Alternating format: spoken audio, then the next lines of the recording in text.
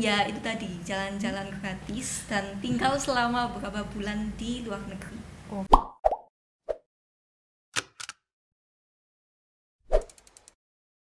Hai guys, kembali lagi nih di podcast episode kali ini. Kelihatannya aku sendirian ya di sini, kayak nggak ada orang. Tenang. Akan ada partner aku yang bakal nge-host kali ini di podcast hari ini. Siapa itu? Ini dia.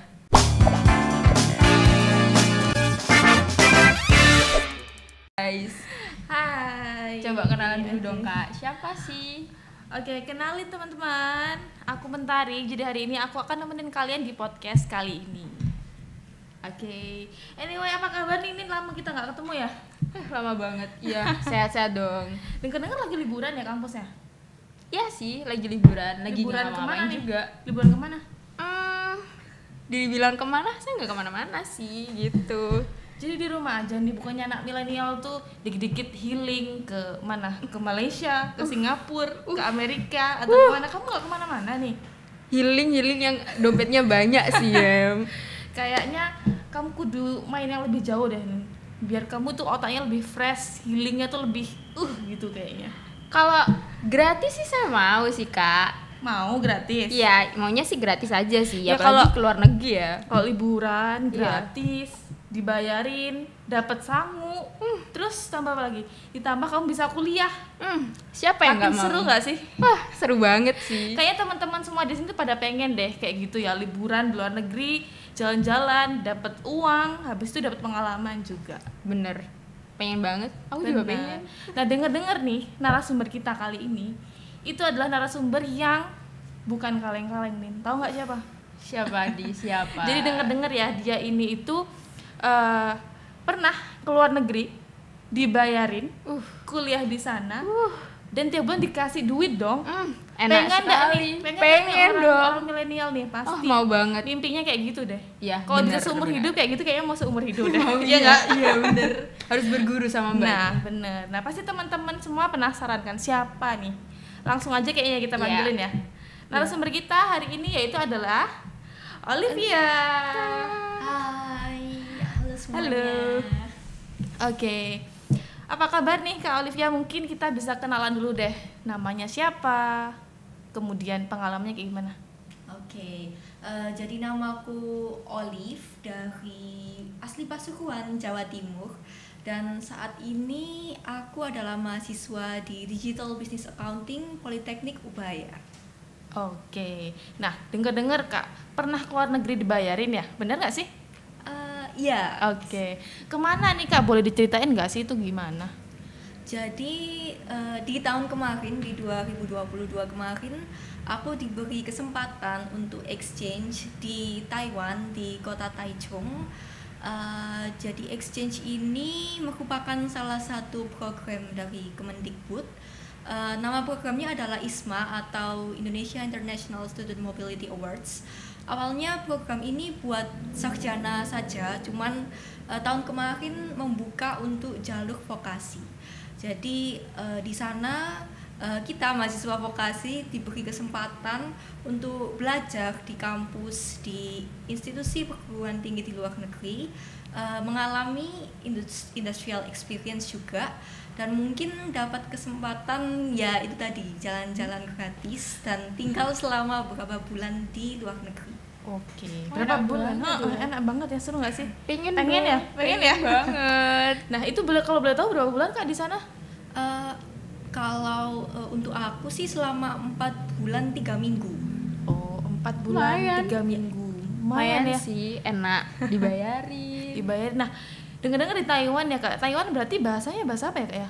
Kalau di Taiwan pakai bahasa Mandarin. Bahasa umumnya. Mandarin bisa nggak nih?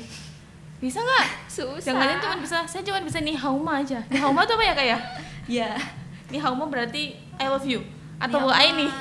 Apa kabar? Apa kabar? Oke. Belajarin kalau pengen ke sana. Nah, kalau boleh tahu nih Kakak tuh bisa nggak sih bahasa Mandarin, apa gimana kuliahnya di sana pakai bahasa Mandarin atau bahasa yang lain? Untuk bahasa Mandarin sendiri aku kurang bisa bahasa Mandarin. Lalu untuk perkuliahan di sana kebetulan bahasa pengantarnya bahasa Inggris karena kita di sana berada di kelas internasional. Jadi untuk mengajar dan lain-lain menggunakan bahasa Inggris. Lalu untuk kehidupan sehari-hari mau tidak mau harus menggunakan bahasa Mandarin.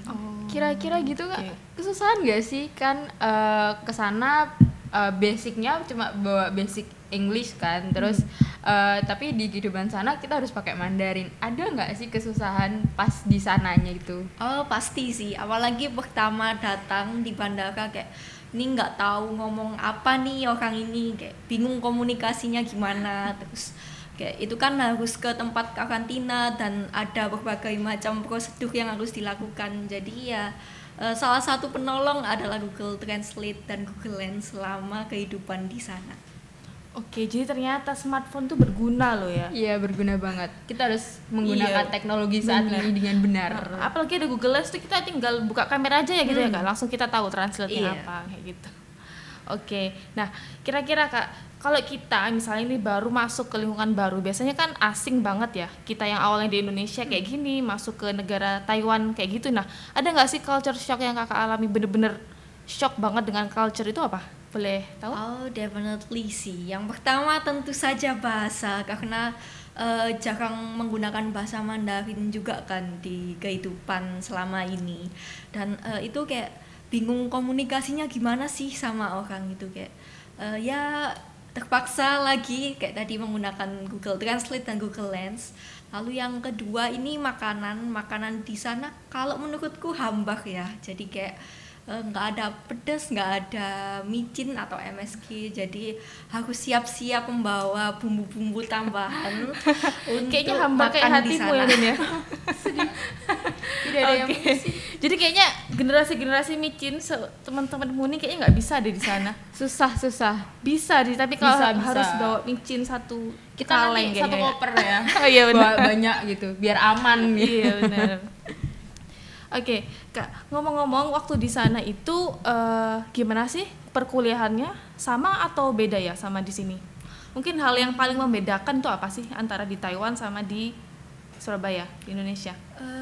Kalau yang paling membedakan adalah culture dan value, karena di dua negara yang berbeda, culture, value dan lain-lain jelas beda. Kayak dari awal aja mungkin penampilan, kalau di Indonesia kan harus formal, ada beberapa ketentuan yang harus dipatuhi.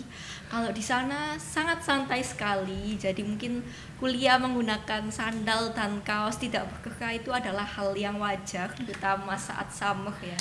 Terus apa ya, kalian bisa mengekspresikan style kalian sendiri di sana, karena orang sana termasuk yang bodoh amatan dan kayak kalian nggak perlu malu atau bagaimana. Terus yang kedua mungkin karena orang-orangnya lebih terbuka secara value ya, jadi bisa menerima berbagai orang dari berbagai negara dan juga apa ya, mungkin lebih open untuk berdiskusi juga walaupun mungkin ada batasan usia dan lain-lain. Kayaknya di sana untuk kaum-kaum malas seperti aku cocok sih Kak. Iya kayaknya. Bangun tidur langsung kayak Gak usah pakai mandi, apa? gak usah make up, pakai baju Iya. tidur aja langsung kuliah. Pakai sandal. Bisa kali ya. Fun fact sih, orang Taiwan ini kebanyakan kalau mandi cuman waktu malam hari aja.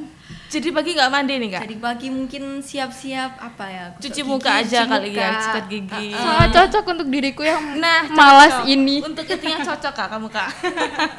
Nah, terus anyway, Kakak pasti kan punya teman ya di sana. Ada teman asli orang Taiwan dan pastinya bersosialisasi ya di sana. Iya. Nah, yang mau saya tanyain Kakak ada nggak sih curi-curi waktu untuk cari-cari gebetan gitu? Oh. Ini dia mau cari jodoh orang Taiwan Kak kayaknya Kak. Barangkali nemu ya. Mungkin apa ya, mungkin karena matkul yang ku ambil juga lumayan banyak, terus aku juga harus mengambil matkul online waktu malam hari juga selama di sini, dan juga ada kegiatan lain yang harus dilakukan, jadi ya mungkin kurang ya waktunya kurang. Tapi untuk waktu untuk jalan-jalan tuh ada nggak sih Kak? Pasti ada Untuk sih. explore. Apalagi kalau weekend Meskipun di sana tanggal merahnya nggak banyak, mungkin cuma waktu National Day aja sama Imlek, kayak tetep bisa sih. Ceritain dong Kak pengalaman liburannya kemana, terus yang yang paling berkesan seru di sana serunya. Paling seru itu aku ke namanya Hahuanshan, itu sebuah gunung Apa di Kak? Taiwan. Hahuanshan. Coba nih apa nih? Apa nih? Hahuanshan. Hahuanshan. Oke, itu nama gunung ya? Iya, jadi itu waktu fall atau autumn mendekati winter gitu ya. Jadi aku bersama 4 orang lainnya, bentar, 1, 2, 3, ya bersama 4 orang lainnya itu berencana, kan itu mendadak banget sih, kayak ngapain nih weekend, kayak Sabtu udah nggak ngapa-ngapain, oh ya udah ke Hahuanshan aja nyari salju, kita ke farmnya juga, kayaknya Qingqing Farm, itu kayak peternakan gitu Qingqing sih. Farm. Qingqing Farm. Di Taiwan tuh ada salju ya? Di bagian gunungnya aja sih, kayak pegunungan gitu. Jadi kalau yang di daerah dataran rendah dekat laut, cuman dapat dinginnya aja kalau winter. Oh, tapi kalau di atas dapat saljunya gitu ya? Dapat salju. Oke. Pengalaman ini deh, kan pasti di sana interaksi sama orang-orang lokal sana, terus pastinya ya tadi ngobrol dan lain-lain. Terus interaksi atau culture apa yang dari sana itu yang kayak nyenengin gitu, atau ada buruknya kah gitu? Mungkin kalau culture, mungkin ini sih di sana itu tertib sekali sih, budaya tertibnya itu cukup bagus. Jadi kayak apa-apa serba tertata. Kayak di sana di jalan nggak banyak tempat sampah, tapi nggak ada sampah yang berceceran gitu. Terus kalau interaksi dengan orang sana cukup open sih, kayak ngobrol pakai topik aja itu kita nggak perlu mikir orang ini bakal tersinggung atau enggak gitu. Apalagi yang mungkin masih muda ya, jadi kayak ngobrol topik apapun itu cukup menyenangkan. Dan juga mungkin tadi kan aku nyeritakan ada makanan yang hambar, ada juga makanan yang enak juga seperti street food, terus kayak restoran all you can eat itu bagus-bagus dan enak-enak di sana. Ngomong-ngomong masalah makanan nih gitu, kan kalau kayak kita nih yang muslim pasti kan Ada batasan Kak, Iya. kita ada yang boleh makan nggak boleh makan. Nah kira-kira makanan halal ya itu banyak nggak sih di sana atau susah carinya? Susah-susah gampang sih kalau menurutku ya, kayak di sana banyak juga restoran dari Asia Tenggara, jadi ada restoran Indonesia dan lain-lain, kayak mungkin pasti makanan kalau orang Indonesia biasanya pasti halal. Dan juga Tapi dia nyantumin logo halal gitu nggak sih? iya ada yang nyantumin juga, mungkin ada snack juga itu ada yang nyantumin logo halal juga.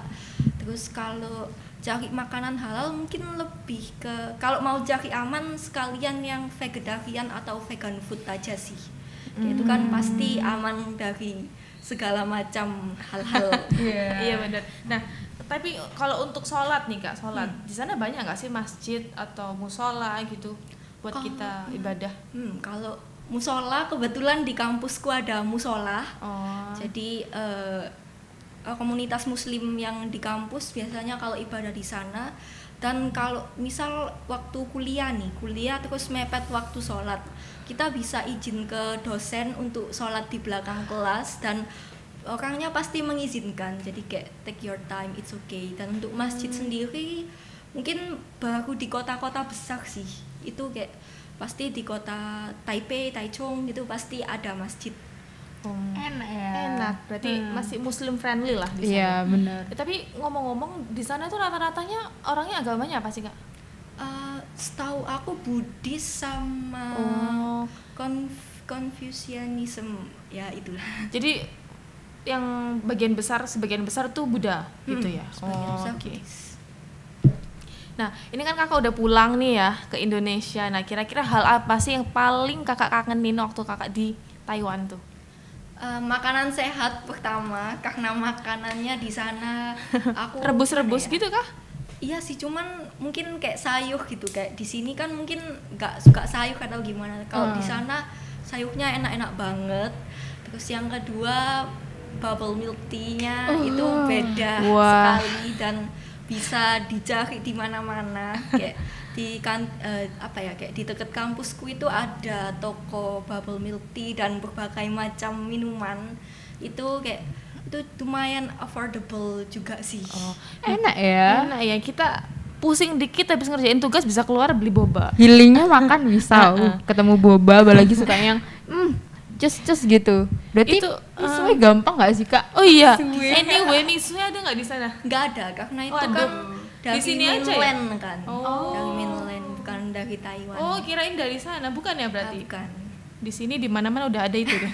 Ruko kosong ditempati Misue. Gigi kosong jadi Misue. Hati-hati. Oke, nah waktu kakak jalan-jalan nih, pernah nggak sih ketemu artis kak? Random banget ya pertanyaannya. Soalnya aku tahu nih artis Taiwan, siapa? Meteor Garden itu, tahu nggak kamu? Zamannya Saya nggak? belum. Itu kayaknya mama Belum saya lahir masih mengandung saya.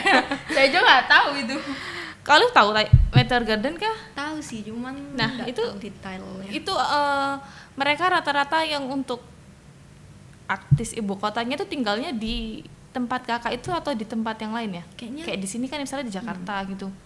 bukan sih, kalau artis kayak pusat segala industri di Taipei ibu kotanya kayak di Tadi Jalan kakak di Raya. mana saya lupa? Di Taichung. Taichung, oh iya Taichung. Balik lagi nih kak, kan tadi udah nyeritain tentang pengalamannya, senang-senangnya di Taiwannya. Kita balik lagi ke masalah program ISMA-nya. Ada nggak sih kayak cerita pengalaman struggle-nya buat daftar di ISMA-nya sampai akhirnya bisa keterima gitu? Susah-susahnya apa sih gitu? Mungkin bisa kasih tips juga nih kak buat teman-teman yang mau daftar ISMA. Kan ini ada Kak Olive itu memang bener-bener sumbernya gitu lah, karena dia udah pernah pengalaman gitu. Kira-kira apa kak? Jelas ada sih. Yang pertama, jadi seleksi ISMA sendiri itu ada 2 tahap dan 1. Jadi yang pertama ada seleksi administrasi, terus interview, plus survei kebangsaan. Jadi untuk seleksi administrasi, struggle-nya menyiapkan English Proficiency Test atau tes kemampuan bahasa Inggris. Jadi itu kan kayak harus latihan juga, terus cari waktu yang pas untuk mengambil tesnya ini kapan.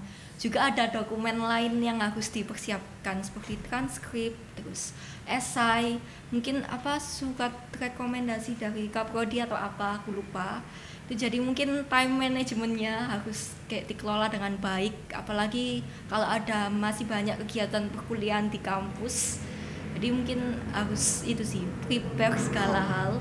Lalu untuk tahap interview ini sih, kebetulan waktu itu aku ada masalah, jadi HP aku itu LCD-nya mati, jadi aku nggak bisa komunikasi apa-apa sama sekali. Aku hanya tahu jadwal interview dan harus prepare apa-apa aja buat interviewnya.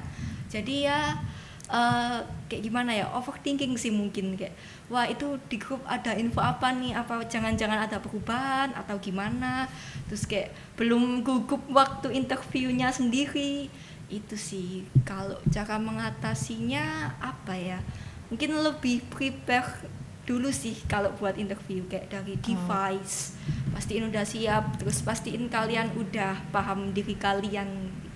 Itu interviewnya online atau offline kak? Online. Nah biasanya nih kalau orang mau daftar kerja, jadi itu yang paling ditakutin interview atau wawancara. Mungkin dari Kak Olive ada tips nggak untuk bisa lolos ISMA nih? Apa sih yang harus disiapin waktu wawancara, dan kira-kira pertanyaan yang muncul tuh pertanyaan kayak gimana kayak gitu? Untuk wawancara sih sebenarnya mengulik seputar diri calon awardee sendiri. Jadi kan sebelum wawancara udah submit esai nih. Jadi seputar esai itu akan ditanyakan kembali ke kita, dan tentunya ada ya seperti biasa perkenalan, terus basa-basi sedikit sama interviewernya, terus baru itu yang pertanyaan kayak apakah pernah mengalami masalah akademis, terus hal apa yang dihadapi kalau ada masalah akademis, pernah nggak tinggal jauh dari keluarga gitu, terus mungkin masalah kesehatan juga. Jadi untuk interview sih kalau dari aku ya kayak know yourself first. Jadi karena pertanyaan interview itu seputar diri kita sendiri, dan yang tahu diri kita sendiri adalah diri kita. Jadi ya take time to know yourself first, dan juga mungkin prepare everything kayak device, terus koneksi internet, dan juga penampilan. Usahakan pakai pakaian yang bebas, rapi lah, dan mungkin cukup eye catching juga. Oke, jadi kita kudu bener-bener tahu diri kita sendiri gitu ya, kenal diri kita gitu lah istilahnya. Kamu Iya. kenal nggak Nin dirimu? Halo, diriku. Apa kamu kenal aku? Nah, itu ya, jadi intinya kita harus benar-benar kenal biar kita lebih leluasa jawabnya gitu ya. Nah, pertanyaannya itu wawancaranya dalam bahasa apa Kak? Bahasa Inggris. Inggris, oke. Jadi bener-bener bahasa Inggrisnya itu harus benar-benar kuat gitu ya? Iya. Oke. Terus kan ini sih Kak, pasti ada takut ngeredek ya gitu pas mau Iya, pasti pengumuman dong ya. gitu. Pengalaman pas pengumuman gitu gimana? Feel-nya, rasanya Wah, gitu. Itu sih Nyangka nggak Kak bisa dapat itu? Atau emang udah aku bisa gitu. udah apa ya? Confidence. Confident, udah yakin kayaknya masuk deh. kalau nyangka atau enggaknya sih jujur enggak, karena aku lihat kan dari jadwal interview itu ada list awardee dari mana aja. Itu kayak dari kampus yang apa ya, kayak kampus-kampus besar di Indonesia. Terus kayak aku kan ada beberapa kenalan juga sama jadi kita calon awardee itu kayak bikin forum di Instagram. Jadi bukan Instagram, Telegram, sorry, kayak saling sharing aja kayak selama daftar ini gimana. Dan waktu aku cek IG dan LinkedIn-nya tuh kayak orang-orang yang luar biasa banget, kayak ikut program ini, program itu, ada yang dapat beasiswa ini, ada yang apa kayak kerja sambil kuliah, ikut ISMA juga. Terus kayak wah, ini kayaknya apa kayak keren-keren nih, kayak aku cukup insecure waktu itu. Cuman kayak wah, ini aku udah daftar, aku berarti harus komit dan berusaha semaksimal mungkin yang aku bisa. Jadi ya aku jadi benar-benar mempersiapkan semua dari awal, kayak cara menjawab waktu interview itu gimana, dan kayak cari tahu apa yang harus dipersiapkan, dan juga tips and trick dari mungkin YouTube atau sosial media lainnya. Itu guys, gak boleh insecure. Kak Olive aja nggak insecure, Harus percaya diri gitu ya. Nah, berarti itu tadi kan syaratnya ada kita bikin esai, kita harus siapin sertifikasi bahasa Inggris. Nah, itu di cover nggak sih Kak sama kampus? Katanya nih, dengar-dengar ya Nin ya. Iya. Katanya kalau kita ikut ISMA apa Nin? Perlu biaya yang Banyak, banyak. Bener modalnya nggak sih, Kak? gede gitu. Mungkin kalau menurutku ya, kalau untuk seleksinya sih mungkin harus ngeprint dokumen, atau yang paling mahal itu EPT-nya. Kan EPT ada berbagai macam harga, kita pasti udah tahu masing-masing kan, kayak waktu Iya. browsing itu ya di itu. Dan berhubung aku di Ubaya ini, alhamdulillah aku kan ambil Duolingo, EPT-nya di cover oleh kampus, jadi aman. Mungkin kalau setelah jadi awardee, biaya yang harus keluar mungkin paspor sama pengurusan visa. Cuman setelah melewati itu semua, kayak kita kan ada living allowance, settlement allowance, visa di reimburse juga, terus penerbangan juga kita Di cover juga ya? di cover juga. Itu jadi aman sih, mungkin sampai di sana juga kita bisa settle. Oke. Itu yang buat Jadi, aku masalah modal dan lain-lain, gak perlu takut nih, ke cover semua. Jadi udah worth dijawab. it banget ya berarti Iya. ikut ISMA itu. Udah ini dibayarin, dapat uang saku lagi ya Iya. kan. Dapat pengalaman lagi di luar lagi. Nah, ini nih, teman-teman yang nggak ikut ISMA ini pasti rugi deh kayaknya. Nah, anyway ini aku lapar, tiba-tiba kepikiran. Lagi lapar, kepikiran sempol. Nah, katanya di sana banyak makanan Indonesia. Ada sempol nggak sih Kak di sana? Atau makanan Indonesia yang lain? Kalau sempol aku belum tahu sih, cuman aku pernah tahu martabak itu martabak ada. ada ya? Martabak ayam? Martabak Daging. manis. Oh, martabak manis. Oh, oke. Yang topping keju, topping coklat itu ya. Iya. Batuk Kak, sampai saking laparnya sampai Iya, batuk kayaknya. kepingin minum. Enggak, ini ternganga-nganga kok bisa sih Kak Olive bisa masuk gitu sampai kesel saya tuh. Saking pinginnya Iya, ya Kak. bener. Ini dong Kak, kasih saran dan tips buat yang mau ISMA atau motivasi gitu, biar kan harus berani ikut ISMA atau gimana gitu Kak. Coba kasih tips ke para penonton. Oke. Kalau motivasi apa ya? Kayak dari apa ya, kita kan salah satu hal yang harus kita persiapkan itu untuk ISMA-nya sendiri, ya itu kayak try to prepare everything, dari know yourself, terus kayak mempersiapkan segala hal dari dokumen dan lain-lain.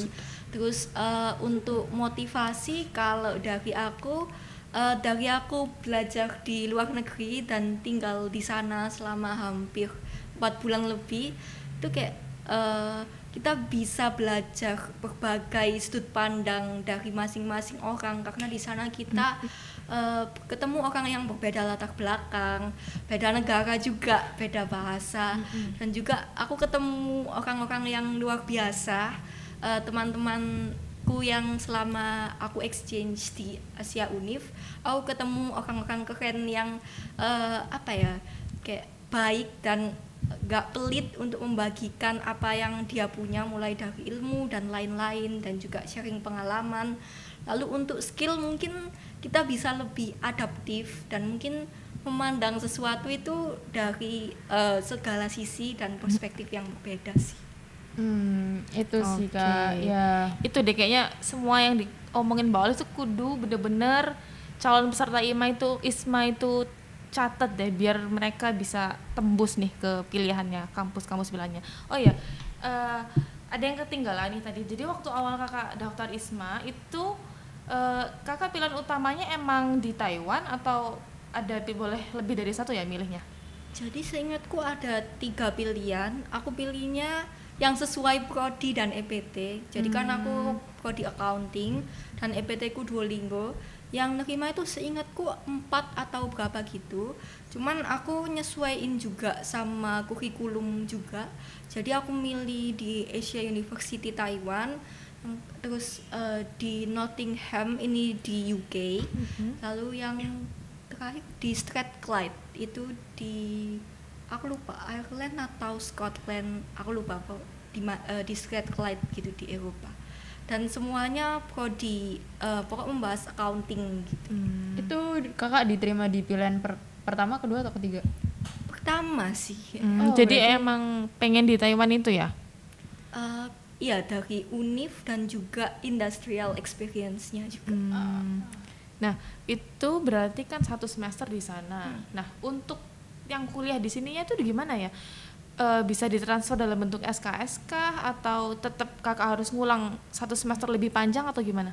Jadi untuk perkuliahan di sini ada beberapa matkul yang tidak bisa dikonversi, ada yang bisa. Jadi setelah kita berkuliah di sana kan dapatkan skrip tuh dan SKS-nya berapa. Itu aku bisa dapat, aku lupa 18 atau 19 SKS yang ke konversi. Lalu aku ada 3 mata kuliah yang masih harus aku tempuh secara online di sini. Oh gitu. Gak apa-apa guys, meskipun cuma 3 doang, gak masalah. Ya, tapi dapat pengalaman di luar. Tapi emang bener sih yang dibilang Kak Olive itu, kalau kita kenal orang yang di luar kebiasaan kita, mulai berbeda dari kita, mulai dari ras, budaya, bahasa, apalagi itu membuat pandangan kita tuh jauh lebih luas dalam memandang suatu hal gitu ya Kak ya. Oke. Nah mungkin dari Kak Van nih sebagai calon award di ISMA. Amin ya Allah, amin, doakan ya guys, amin. Amin. Kira-kira ada yang mau ditanyain lagi nggak sih Kak? Mumpung ini suhunya di depan nih. Bisa nanti aku chat sendiri aja biar lebih intens gitu ya.